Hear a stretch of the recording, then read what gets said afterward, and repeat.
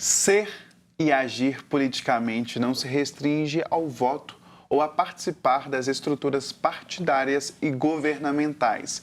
Entender e se apoderar dos mecanismos políticos e institucionais do país é necessário para usá-los a nosso favor, né, Vanessa? Exatamente, a gente está numa semana, muito importante. E uma forma de assumir esse protagonismo é também pelo voto.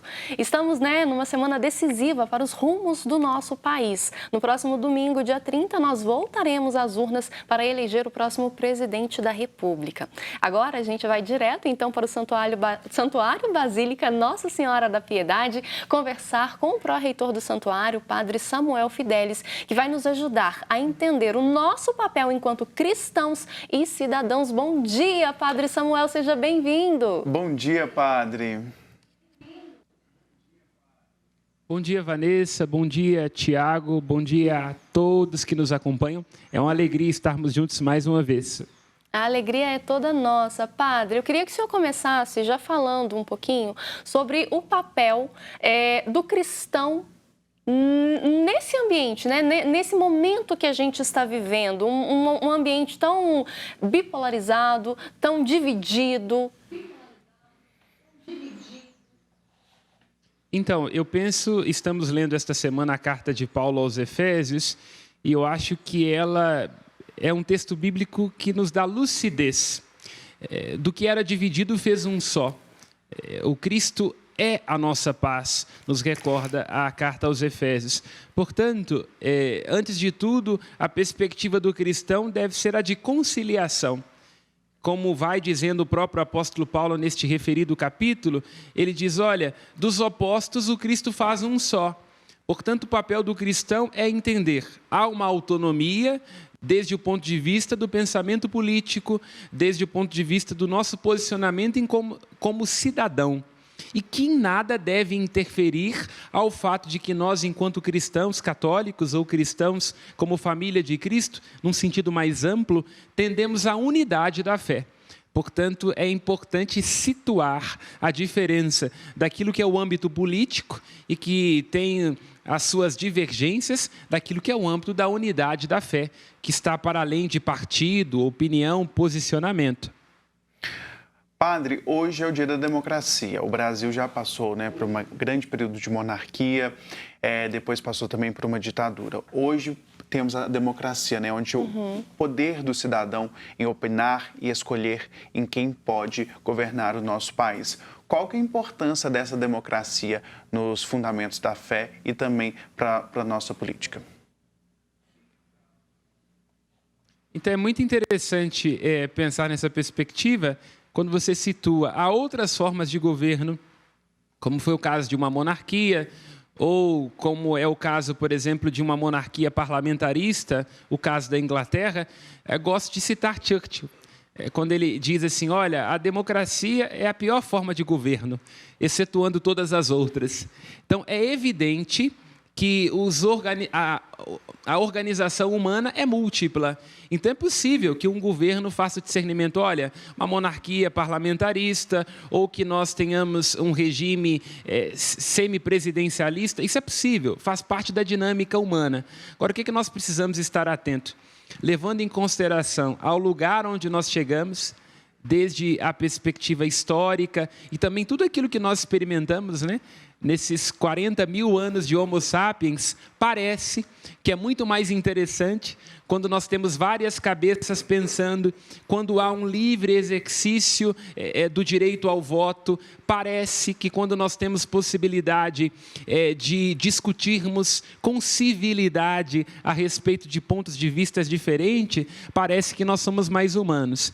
Então, diríamos assim, há outras formas de governo, há outras formas de sistema e de regime político. Agora, parece que é muito interessante a perspectiva da democracia, já que ela dá conta da pluralidade. Aí há um encontro muito profundo com a perspectiva da fé, não é?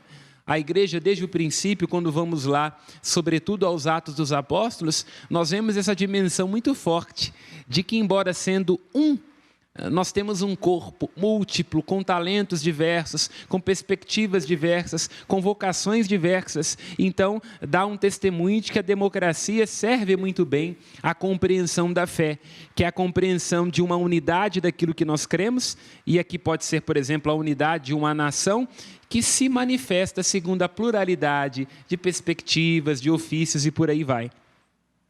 Padre Samuel, muitas pessoas ainda acham que política é algo muito distante, né? Mas, na verdade, a política está no nosso dia a dia, né? Ela está inserida, ela está intrínseca à nossa vida, né? A todo momento estamos fazendo atos de política. Exatamente. Eu diria, com o máximo respeito a quem pensa assim, mas olha, dizer que nós podemos viver sem a política ou é uma ignorância ou uma perversidade. Uma ignorância desde o ponto de vista, talvez, ligada ao fato de uma decepção com as nossas e os nossos representantes no âmbito público, ou uma perversidade do ponto de vista de que é bom que as pessoas não interessem por política, porque aí nós teremos homens e mulheres que vão decidir por nós. Então, eu diria, a política é intrínseca à nossa constituição como seres humanos. Vamos lá, Aristóteles, um dos clássicos, quando ele diz: o homem é um animal político. O que significa isso? Significa que nós estamos sempre em relação, significa que nós estamos sempre problematizando, significa que nós estamos sempre discernindo ações, consequências, vantagens, benefícios. Portanto, é impossível viver sem esta relação com a polis, daí política, ou seja, uma técnica que regimenta a nossa relação com o todo, com a comunidade e com a sociedade. É impossível ser humano sem isso. Padre, quando a gente fala sobre a exploração política da fé, a gente viu que o Conselho Nacional de Bispos do Brasil emitiu no último dia 12 uma nota de repúdio a uma movimentação de um candidato na igreja, né? E como que é? A exploração política da fé não pode ser feita. Como que a igreja vê isso? Usar a fé para se autopromover e angariar votos? Então, começando com uma palavra do universo psicanalítico. A exploração política da fé é uma perversidade. O que eu quero dizer com isso? Quando eu faço uma unidade absoluta, intrínseca, irrenunciável da igreja, com uma perspectiva política, com a perspectiva de um partido ou de uma entidade, estou pensando aqui em qualquer pessoa que seja, eu reduzo a perspectiva da fé, que é naturalmente mais plural e que diz respeito a uma realidade que não vem de nós, é dom de Deus, da sua misericórdia, da sua graça. Eu submeto isso aos conchavos políticos. E aqui é preciso ter muita atenção. O risco de que nós peguemos os referenciais religiosos e os acoplemos, os identifiquemos com determinadas figuras políticas. Nenhum homem, mulher deste ou daquele partido pode ser o salvador da pátria. Nenhum homem ou mulher deste ou daquele partido pode instaurar aqui neste mundo o reino. Nós somos seres humanos, temos luzes, sombras, avessos, falhamos. Portanto, é preciso diferenciar uma coisa da outra. A igreja diz respeito a uma mensagem de salvação, ao universo do simbólico, ao universo do transcendente, portanto, tem que ter uma autonomia, inclusive para o protesto. É diferente do âmbito político. O âmbito político significa escolher isto ou aquilo. O âmbito político está sujeito, inclusive, à dimensão da vantagem, não é? Como vai lembrar a definição clássica de Thomas Hobbes. O que é a política? É a disposição dos meios para obter vantagens. Por isso, naturalmente, a política tem preço. A política tem conchavo, a política significa, para citar também um outro clássico, Maquiavel, voltar atrás na palavra dada em nome de uma aliança que é momentânea. Já a fé não. A fé tem princípios, a fé tem valores, a fé avaliza determinadas coisas que não estão ao sabor do voto. Esta que seria o cuidado, né? Esse seria o cuidado que a gente tem que ter para não misturar uma coisa com a outra. E termino dizendo, vamos já ao Evangelho, no capítulo 22 de Mateus, quando Cristo diz: a César, o que é de César? A Deus, o que é de Deus? Perfeito. E Padre Samuel, infelizmente, né, ainda pegando gancho nessa colocação que o Tiago fez, infelizmente a gente viu nos últimos dias uma série de violências, porque aquilo não se denomina protestos, mas violências contra a religião, contra a fé, contra a crença de muitos brasileiros.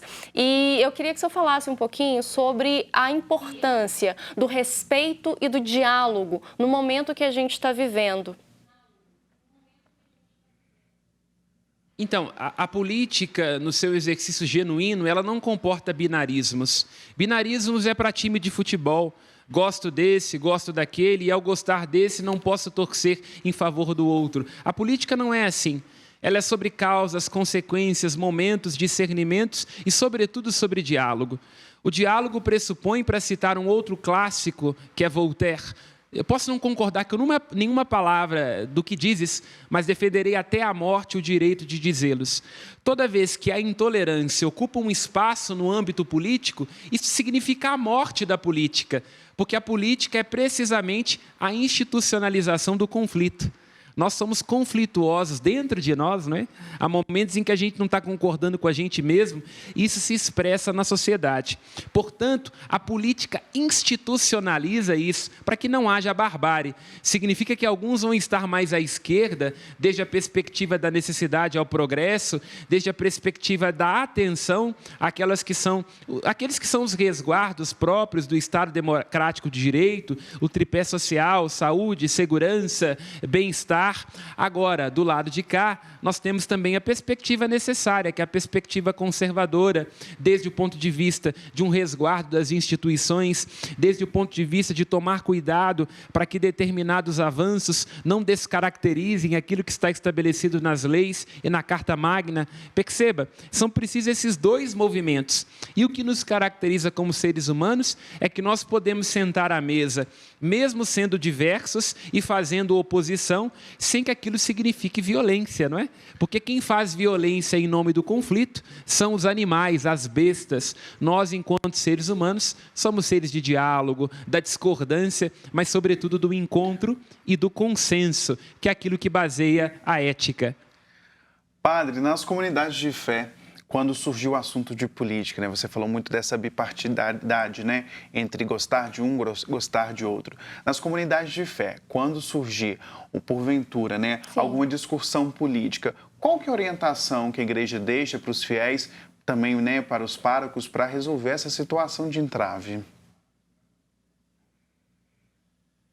A orientação, eu diria, antes de tudo, é clara desde o ponto de vista do Vaticano II, né? Há inúmeros outros documentos e encíclicas e por aí vai que tocam este tema, mas fiquemos com Gaudium et Spes. Há uma justa autonomia da realidade temporal. Então, desde a perspectiva da fé, unidade. Aquilo que nos caracteriza como cristãos católicos está disposto no creio, no documento da igreja e pulsa na vida das nossas comunidades eclesiais. Isto é o que nos caracteriza. Agora, enquanto cidadãos, há liberdade para estar inclinado mais nessa ou naquela perspectiva. Então, o que eu acho que é importante? Não misturar uma coisa com a outra. Vamos aqui fazer uma leitura analógica, isto é, partindo de um fato para dele decorrer um ensinamento profundo. Se diz lá na narrativa dos evangelhos que a túnica de Jesus Cristo não pode ser rasgada.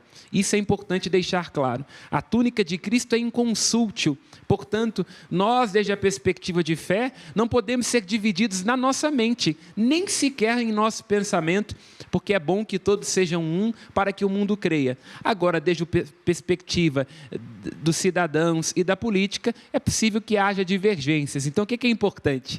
Fazer aqui um exemplo muito didático e muito claro. Da igreja para dentro, somos todos um. Um só coração, uma só alma, uma só fé, uma só doutrina, um só batismo, uma só missa. Da porta da fora para a igreja, aí podemos, em sendo um, mais à esquerda, porque a nossa preocupação é a atualização, é a sensibilidade. Ou podemos ser mais à direita, porque a nossa preocupação é com a estabilidade, a nossa preocupação é com o Estado. Então, é importante fazer essa diferenciação. O que eu sou enquanto pessoa que crê, e o que eu sou enquanto indivíduo que tem a liberdade política do Estado e da sociedade para pensar e para discernir nessa ou naquela perspectiva.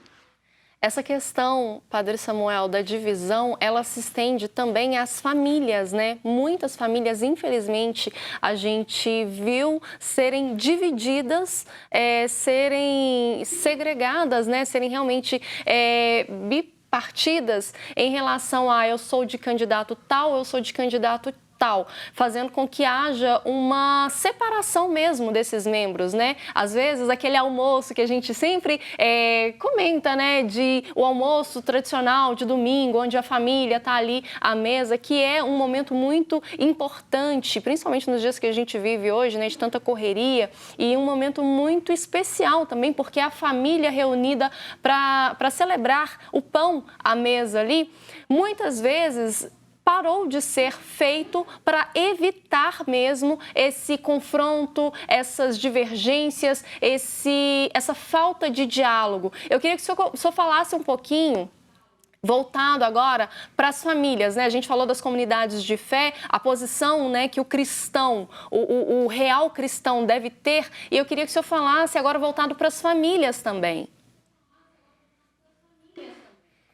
Eu diria, olha, como tenho acostumado a compartilhar com alguns mais próximos, nós sempre fomos um país que teve inúmeras dificuldades, não é?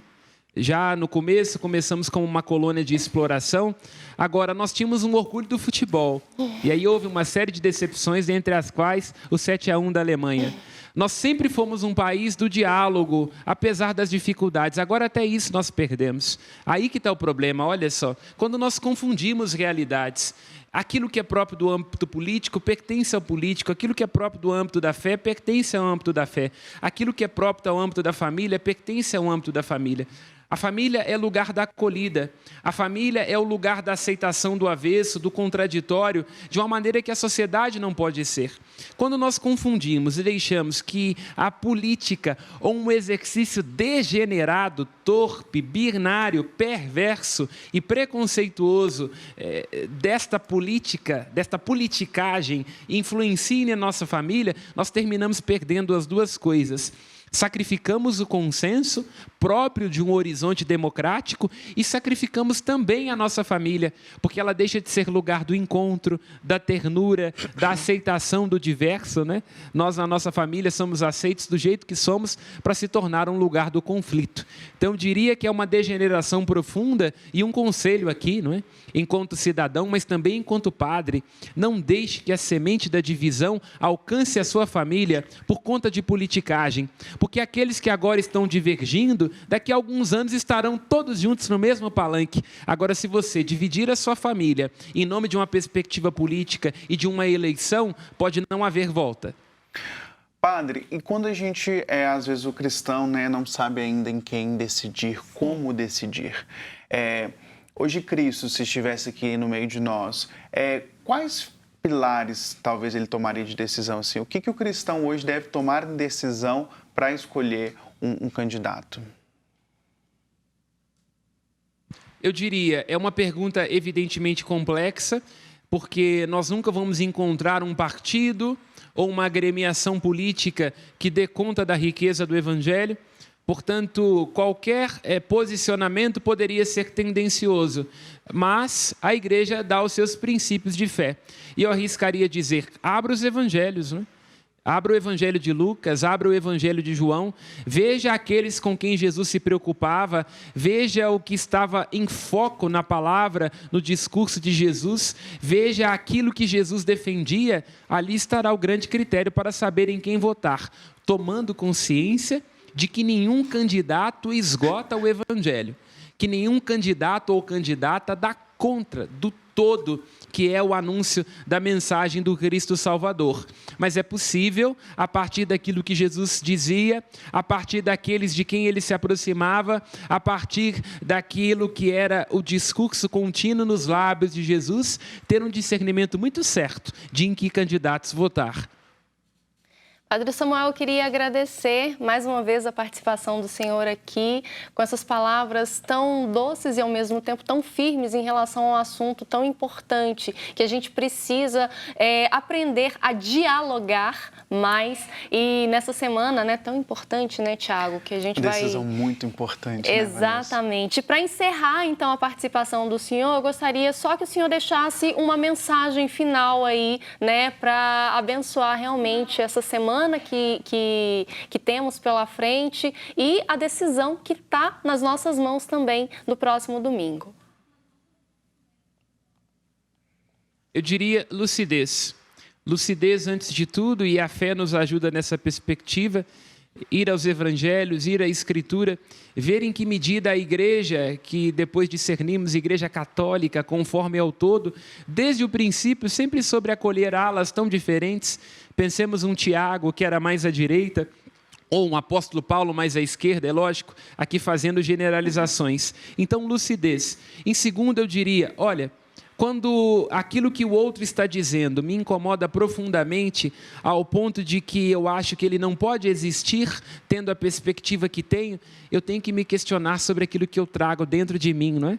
Porque às vezes nós estamos tão mal resolvidos com aquilo que cremos ou com as frustrações que temos dentro de nós, que aquilo transpira no ódio ao outro. E o ódio não é uma palavra, ódio, violência, perseguição, exclusão, cancelamento, que deve ocupar um lugar não só do âmbito democrático, porque a democracia tem a ver com isso, tanto que ela é partidária, é justamente para que a gente tenha consenso, e, sobretudo, desde o ponto de vista da perspectiva da fé, não é? Se nós vivemos em estado de ódio, em estado de exclusão, nós não conhecemos verdadeiramente o amor de Deus. E quero invocar a intercessão de Nossa Senhora da Piedade sobre a sua vida, você que nos acompanha, que ela interceda sobre a sua vida, pedindo aos céus lucidez, discernimento, tranquilidade, para que nós sejamos mais construtores de pontes do que de muros. E é o que suplicamos em nome do Pai, do Filho e do Espírito Santo. Amém. Amém. Amém. Muito obrigado, viu, Padre? Muito obrigada, Padre Samuel. Até semana que vem. E olha só... Eu que agradeço. Até breve.